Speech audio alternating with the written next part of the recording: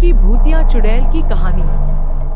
एक समय की बात है, एक छोटे से गांव में एक लड़की रहती थी जिसका नाम सुमन था।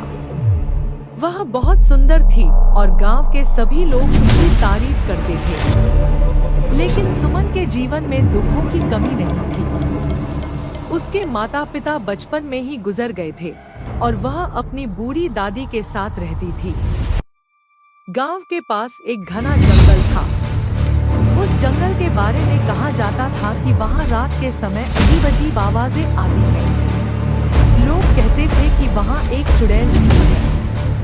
वह चुड़ैल हर अमावस्या की रात को गांव के पास दिखाई देती थी। उसकी लाल आंखें और बिखरे बाल देखने वाले को डराने के लिए काफी थे।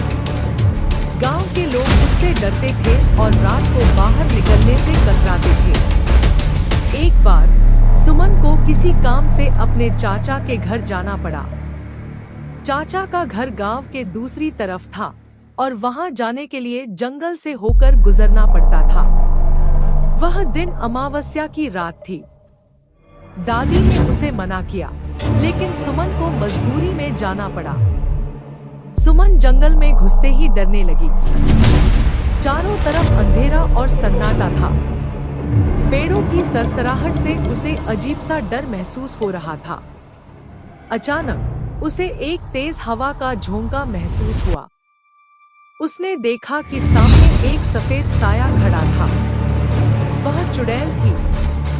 उसके लंबे नाखून, बिखरे बाल और लाल आंखें देखकर सुमन की चीख निकल गई। चुड़ैल ने सुमन से पूछा, तुम यहाँ क्यों आई हो?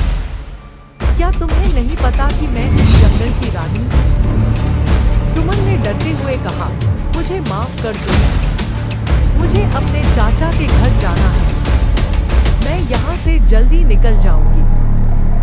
चुड़ैल ने जोर से हंसते हुए कहा, कोई भी इस जंगल से यूं ही नहीं गुजर सकता।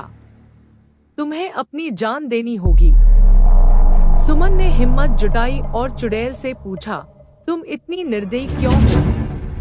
तुम लोगों को क्यों मारती हो? चुड़ैल का चेहरा अचानक उदास हो गया। उसने कहा, मैं पहले इस गांव की रहने वाली थी। लोग मुझे सताया करते थे। मेरे पति ने मुझे धोखा दिया और मैंने दुखी होकर इस जंगल में आत्महत्या कर ली। अब मैं हर उस इंसान से बदला लेती हूँ जो मेरे रास्ते में आता है। सुमन ने उससे सहानुभूति जताई और कहा, तुम्हारा बदला लेने का यह तरीका गलत है।